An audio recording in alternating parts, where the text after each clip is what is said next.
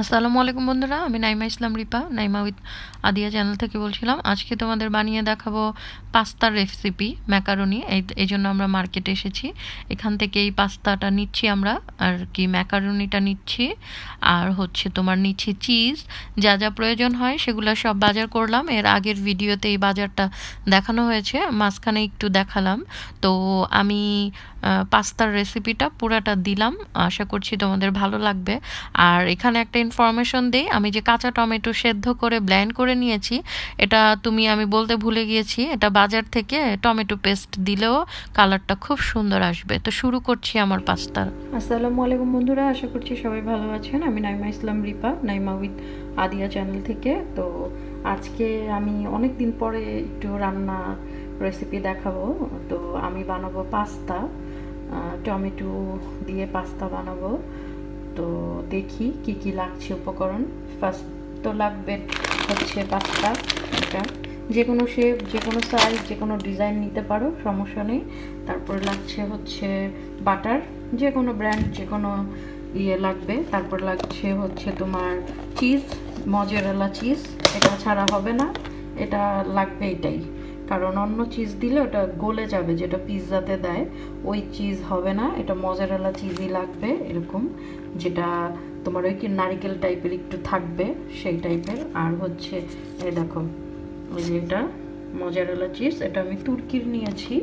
তোমরা হয়তো বাংলাদেশে মিনা বাজার, স্বপ্ন এগুলোতে পেতে পারো। আমি জানি না বাংলাদেশে কোথায় বিক্রি করে, কিন্তু আমি এখান থেকে নিলাম। আমি যেহেতু বাহরাইনে থাকি, তো এই হলো মজারেলা চিজ। দেখে নাও, এটা আস্ত থাকে, এটা তুমি মেশিনে ব্লেন্ড করে নিতে পারবে, কিন্তু ওই আর এখানে তো ইয়েতে বললে, ডিপার্টমেন্টাল যে স্টোর থেকে কিনি, ওইখানে ওদের বললে ওরা ইয়ে করে দেয়, এরকম করে দেয়। আমি করে নিয়ে এসেছি।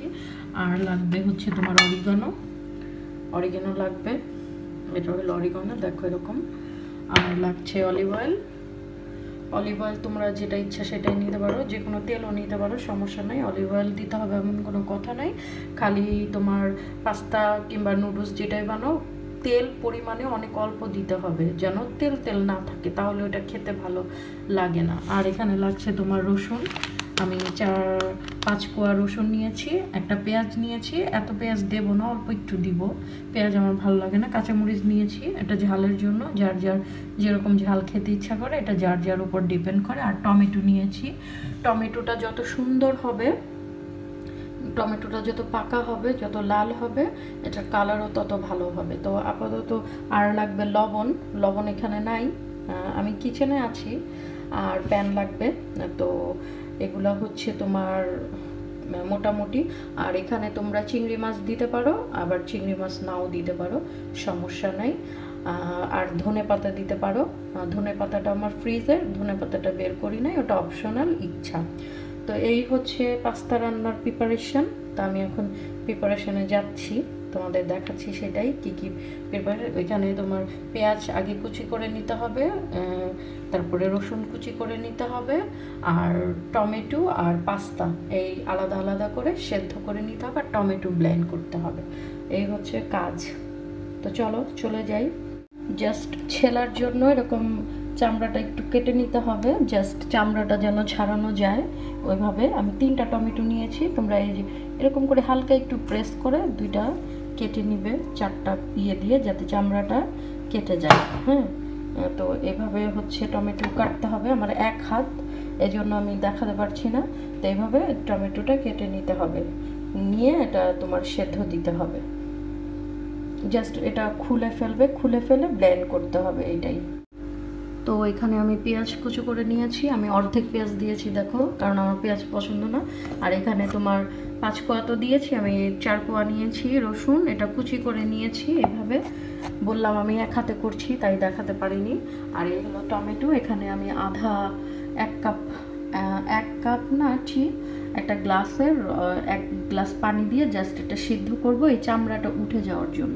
তো এখন আমি এটা চুলাতে বসিয়ে দিচ্ছি। তো আমি এখানে টমেটোটা বসিয়ে দিয়েছি, এরকম 1 কাপ, অল্প পানি দিলেই হবে, জাস্ট এটা কোনো রকম একটু সেদ্ধ হলেই হবে, এটা ব্লেন্ড করব যেহেতু, একটু নরম হলেই হবে। তো এখানে আমি 2 কাপ পানি দিয়ে দিলাম হালকা, এটা ঢেকে 2 কাপ পানি দিয়ে এটা সেদ্ধ করব। এটা বসিয়ে দিলাম, ঢাকা দিয়ে ঢেকে দিলাম। এটা 10 মিনিট লাগবে। আর এই পাস্তাটা খুলে নিলাম, খুলে একটা প্যানে নিয়ে নিলাম। আর হচ্ছে 850 গ্রাম, দেখা যায় কিনা, 850 ml পানি দিয়ে দিলাম। আর একটু পানি লাগবে, 850 মনে করি 1.5 কিলোর মতো পানি দিয়ে দিলাম, যতটুকু এটা সেদ্ধ করব। এখানে হালকা একটু লবণ আর একটু হালকা তেল দিতে পারো, তাহলে এটা সুন্দর হবে। তো এখানে আরও 1 পানি দিয়ে দিলাম, 1700 ml পানি দিয়ে দিলাম। আর হচ্ছে হালকা একটু তেল দিয়ে দিলাম, যে কোনো তেল ইউজ করতে পারো। আমি অলিভ অয়েল দিলাম আর একটু লবণ দিয়ে দিলাম, হালকা একটু লবণ পরে আবার দিব। তো এটা দিয়ে যতক্ষণ লাগে সেদ্ধ করতে, পাস্তাটা সেদ্ধ করে নিতে হবে সুন্দর করে। পাস্তাটা পানি থেকে জাস্ট উঠিয়ে রাখবে, পানিতে আবার ভিজানোর প্রয়োজন নেই, তাহলে এটা ড্রাই হয়ে যাবে, নরম থাকবে না, একদম শক্ত শক্ত হয়ে থাকবে। তো এখন এটা সেদ্ধ হোক। এখন এটা দেখি, এটা বেশি সময় লাগবে না, 5-7 মিনিটে হয়ে যাবে। জাস্ট ছিলকাটা উঠানোর জন্য এটা করা। এই দেখো ছিলকাটা প্রায় উঠে গিয়েছে, অল্প একটু পানি দিয়ে ঢেকে দিলেই হবে। টমেটোর ভর্তা যেরকম করো না, ওই টাইপের। এই দেখো ছিলকাটা উঠে যাচ্ছে, তার মানে এটা ডান। এটা উঠে যাবে। এটা হচ্ছে টমেটো সেদ্ধ করার পলিসিটা, যেভাবে করব। তো এটা হয়ে গিয়েছে, এটা এখন আমি ব্লেন্ড করে ফেলবো। তো এটা অলমোস্ট ডান। দেখো এটা যখন হয়ে যাবে তখন এটা আর সাদা সাদা থাকবে না। দেখো এটা সাদা সাদা নাই, এটা সুন্দর মতো প্রপারলি সেদ্ধ হয়েছে। আর এটা যদি সাদা সাদা থাকে, মানে যেটা কাঁচা কালার ওটা থাকে, তখন ওটা হবে না। তো এটা আমি এভাবে উঠিয়ে নিচ্ছি পানি থেকে, কিন্তু এটা আর পানিতে দেওয়া যাবে না। এটা জাস্ট একটা পাত্রতে এই পানিগুলো করে এভাবে উঠিয়ে করবে, তাহলেই হবে, তাহলে এটা ডান হয়ে যাবে। কিন্তু এটাতে এক্সট্রা যে আমরা নুডলসে আবার পানি দেই, সেটা করা যাবে না। ওটা করলে এটা শক্ত হয়ে যাবে।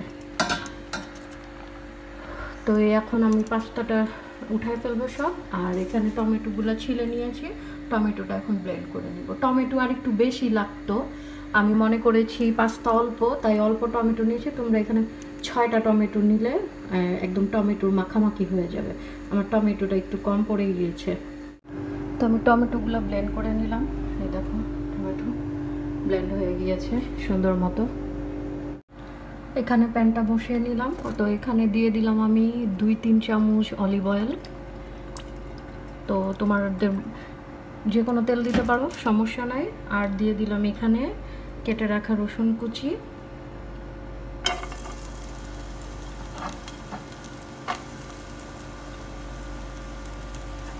এটা একটু ভাজা ভাজা করবো, হালকা একটু ব্রাউন।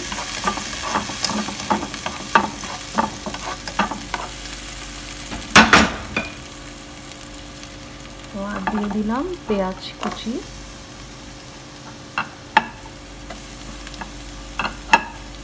এখন এটা একটু ভালো করে ভেজে নেব।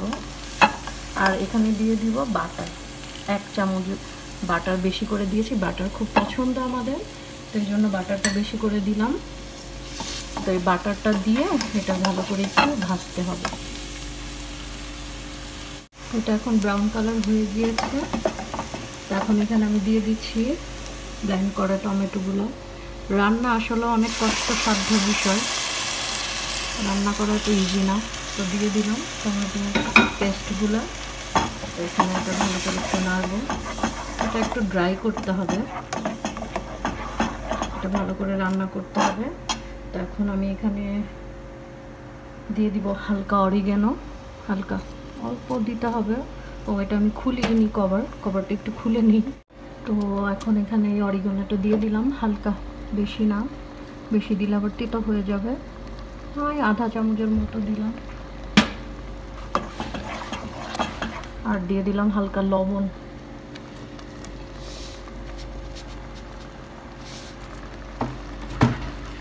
এটা শুকনো হওয়া পর্যন্ত অপেক্ষা করতে হবে। তো এটা এরকম মাখামাখি হয়ে গিয়েছে। এখন আমরা দিয়ে দিব পাস্তাগুলো। পাস্তা বিসমিল্লাহ।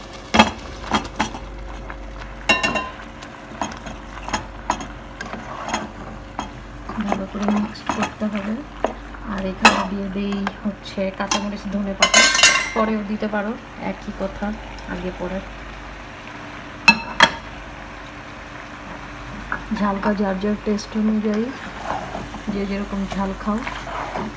আর আমি বলেছিলাম টমেটোটা কম হয়ে গিয়েছে, না টমেটো কম হয়নি, টমেটো ঠিকই আছে। তো এটা একটু ভুনা করব, এটার সাথে মিক্সড করব ভালো করে।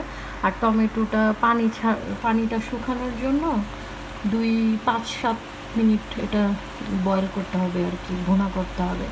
তো দেখো এটা মিক্সড করে ফেলেছি আমি সুন্দর মতো, এটা ডান। আর এখন এখানে দিয়ে দিব চিজ, মজারেলা চিজ। এটা যে যেমন খাও ওরকম পরিমাণ মতো দিলেই হবে, অন্য চিজ দিলে কিন্তু গলে যাবে, এটা এই চিজই দিতে হবে যেটা গলবে না। আমি অনেকগুলো দিলাম কারণ আমার অনেক ভালো লাগে চিজ।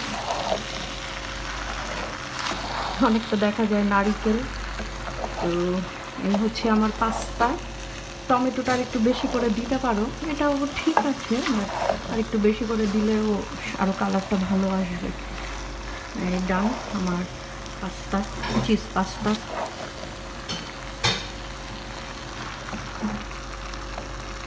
আর একটু দেই,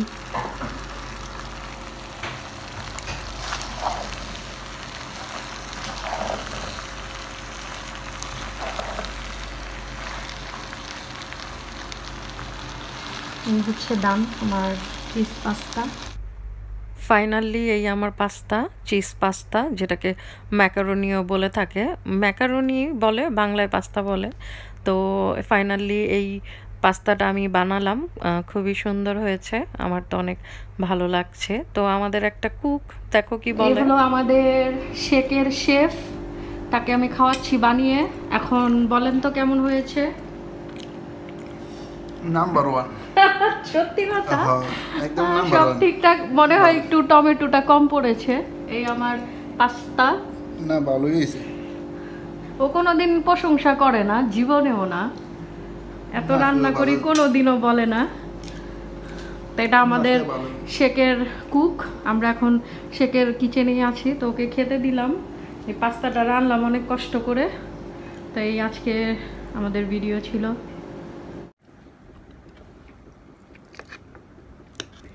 আমার কাছে খুব মজা লেগেছে, 10-এ 10।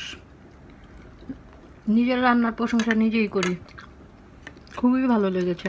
শুধু কালারটা আসেনি ভালো করে, কারণ টমেটোটা, কিন্তু টমেটো আর একটু বেশি দিলে আরও টক হয়ে যেত।